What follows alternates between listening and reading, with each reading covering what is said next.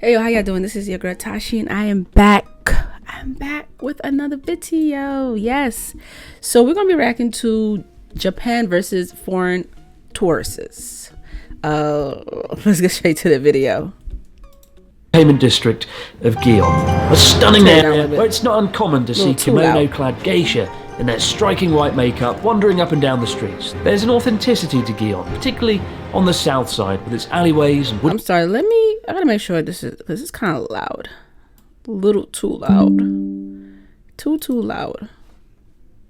and townhouses, a sense that it's remained unchanged for centuries, a rare thing for a Japanese city. That's why I love it. So imagine my horror when a few days after I left Kyoto, the city announced that it was taking the radical step to ban foreign tourists outright from the very place that I'd just been stumbling around. People always spoil it for everyone. Why y'all gotta learn how to act when you go to other countries, man. Y'all gotta know the rules, the culture. You gotta learn these things before you go there, okay? And act like you have some home training. What the? Initial thoughts were, my God, what did I do wrong? What did I do? Not again.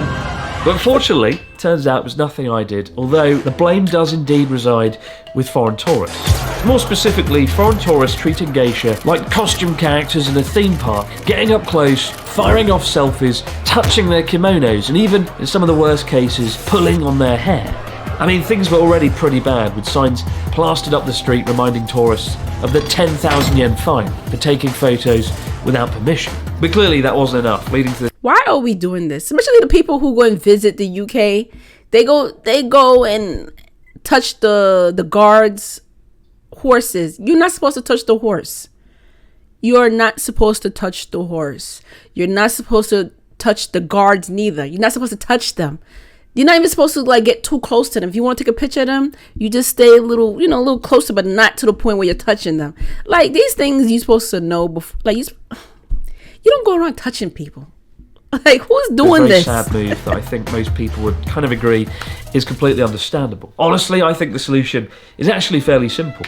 Dress up members of the Yakuza as geisha and have them walk around Gion in circles, waiting for unsuspecting tourists to pull on their hair. God forbid, that would certainly lead to some interesting results. But today I want to talk about this and some pretty worrying stories involving foreign tourists, because this isn't just a Kyoto problem. There's stories up and down Japan that might shock and surprise you. And it certainly doesn't help that there's been some highly publicised incidents involving foreign influencers doing unspeakably shitty things as well. But I'd like to think nobody here who watches these videos would ever grab a geisha's kimono or defile a sacred temple. I don't want to sit here and give you a stern, condescending lecture. I don't want it to feel like you've been summoned to the school principal's office for bad behaviour. Or maybe I do. Maybe I want to go mad with power. You know, it's funny when I chat to people about coming to Japan, there's so much fear. Fear about making a faux pas or screwing up the etiquette, because Japan does have a lot of rules and things that we're not accustomed to while you're here. But look, here's the thing. You really don't need to worry about putting a foot wrong here. Perhaps with the exception of not taking off your shoes and trampling all over a tatami mat floor. In which case you quite literally have to worry about putting a foot wrong. Apart from that, nobody here will ever get mad at you for making a simple, honest mistake. The sort of things you do need to worry about are all common sense things to avoid doing as a decent human being. Case in point, don't carve your fucking name into the bamboo trees of Kyoto's Arashiyama forest, as has happened. Why? Why are y'all doing this? Why? With over 100 trees, often damaging them irreparably to the point that they have to be chopped down. Worse still, there's recently been some highly publicised cases of foreign tourists carving their names into temples and shrines. Just last year, a Canadian teenager admitted to scratching his name into the 1200-year-old Toshodaiji Temple in Nara, treating the UNESCO World Heritage Site as if it were a fucking whiteboard, using his fingernail to carve his name Julian into the wood. Defiling a culture. Shocking behaviour from a Canadian. You know, you never see behaviour like that from a British person. But if you graffiti a national treasure in Japan, you can go to prison for 5 years or get a fine of about 300,000 yen, $2,000. Fortunately though, if you feel like defacing a World Heritage Site or being an all-around prick, there is a hack for getting around it. At the same time Julian was scratching the letter J into a Japanese temple 6,000 miles away in Rome, Ivan was carving his and his girlfriend's name into the Roman Colosseum. Ivan plus Haley 23. Sounds like a fraught political campaign. Unsurprisingly, people weren't happy about this. But luckily, Ivan seemed to get out of it after he wrote a spectacular letter to the mayor of Rome containing what might be the best sentence ever written. It is with deep embarrassment that only after what regrettably happened, I learned of the antiquity of the monument. The antiquity of the monument. Yes, that's right. Ivan claimed that only after he'd finished scratching his name into a 2,000-year-old brick, only then did he realise that the Roman Colosseum... But why look like some other people had did the same thing? ...might be of some historic importance. I mean, of course it's a monument of fucking antiquity. It's in Gladiator, for God's sake. Are you not entertained? Are you not entertained? I'll admit, I've never understood the thrill of carving one's name into a picture. I don't understand it either. I don't get the whole carving your name on stuff. Like, why? Because you want people to forget who you are? Nobody don't know who you are. Like, no one cares. Piece of wood. So, let's do it right here. Right now. Oh, and it wasn't the only temple that got defiled either. Just down the road, another ancient temple was the subject of graffiti by what can only be described as a shitty Banksy, this time in the form of a cat. My God, what the hell were they thinking? Yes, I understand now. The immeasurable sense of power, the self-worth. You try it too. Carve your name into the comments section. Be immortalised forever. I really expect this coming from little kids. Seriously, I expect this from little kids, but not grown people. Like, come on, y'all gotta do better. Look, I think for every Japanese temple or bamboo tree that gets defiled, Natsuki should be allowed to carve his name into a historic relic or item from the offending nation. Go fuck yourself. Only then will justice truly be served. Now, some problems caused by foreign tourists are a bit less obvious and a bit more well-meaning. Case in point, recently one of Japan's most famous shrines, Itsukushima, was completely renovated down in Hiroshima, partly because it was old and decaying, and partly because tourists were shoving coins into the shrine itself for what they believed to be was good fortune, inadvertently damaging the shrine with ever larger cracks and turning it into some sort of massive crumbling Shinto piggy bank. Still, hopefully the hundreds of coins they were able to extract from the shrine could go towards its multi-million-dollar renovation. I mean, when they finished pulling all those coins out of the shrine, there must have been, $10, $20.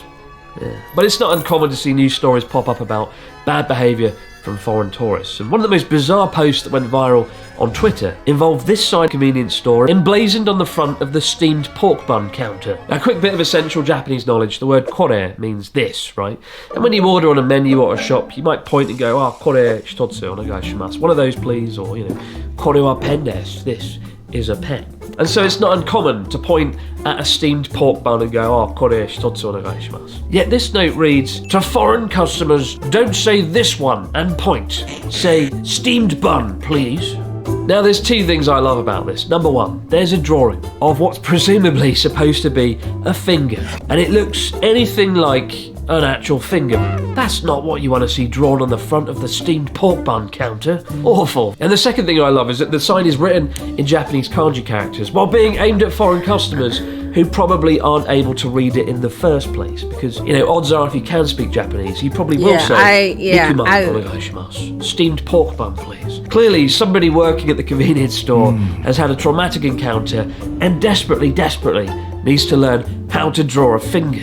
Meanwhile, in Hokkaido, the local government was criticised after making a booklet aimed at Chinese tourists that was labelled as condescending and offensive, with this incredible, fantastic drawing of a crying toilet covered in filth. Seriously, is there anything more worrying than a sentient toilet who's so technologically advanced its mood is determined by the state of its cleanliness? A frightening image of things to come. Toilets and pork buns aside, bad behaviour of foreign tourists does have real-world implications. A few years ago, one of my favourite temples down in Fukuoka, the Nanzuin Temple, home to one of the world's largest reclining Buddhas, took the drastic step of turning away groups of non-Japanese tourists after a bunch of raging dickheads splashed about in a sacred waterfall and climbed on the roof of the temple. The Nanzuin Temple is genuinely one of the most incredible temples. And I said I wanted to go visit, but it's always people go and mess up these things for other people.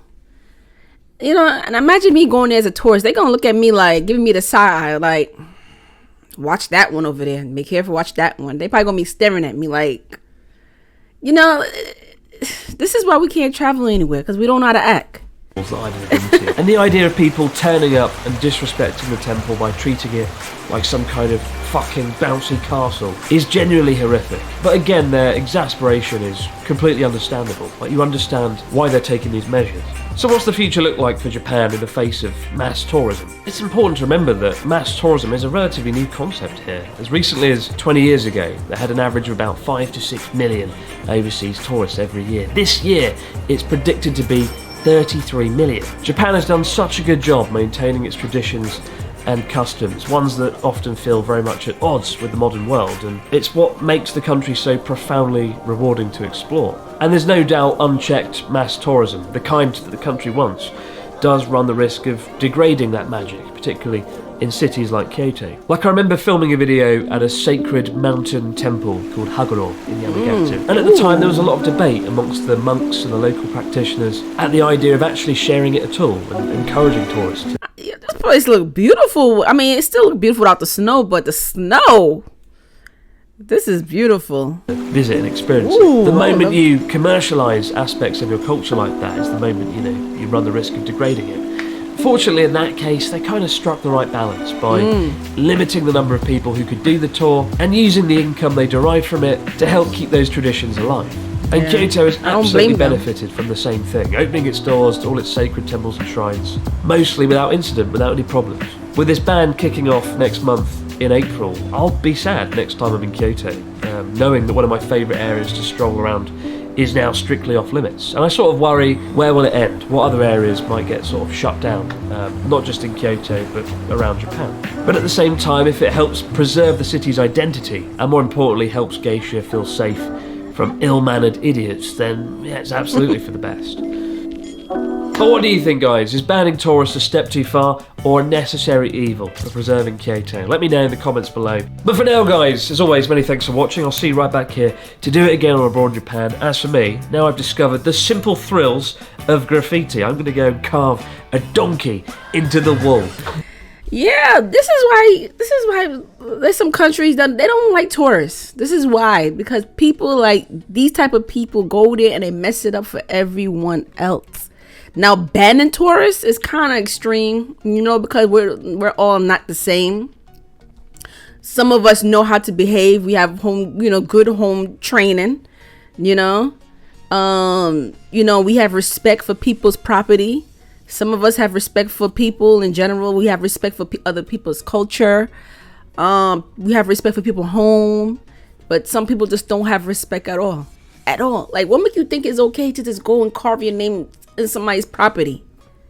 What and why? Why are you doing it? Nobody cares who you are. Nobody don't give a damn who you are. So what you carving your name for? No one cares. And it's tacky, and plus it's tacky. Now you're gonna make the place look tacky now. Cause can you imagine if, like, I don't know, thousands of people were doing that? Can you imagine how the place is gonna look? It's gonna look disgusting. It's gonna look terrible and shitty. So let's not do that, okay? And let's respect people's culture. I say this all the time. Respect people's culture. Respect their home. Respect it. Just respect it. That's all. Don't bring none of that nonsense stuff you do in your country to another country. Don't do that, okay?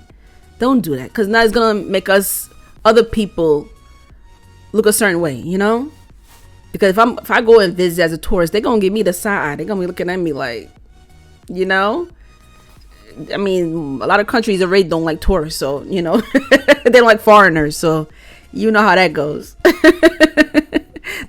Some countries don't like foreigners, and in a way, I can't really blame them, okay? Because some of us don't know how to act.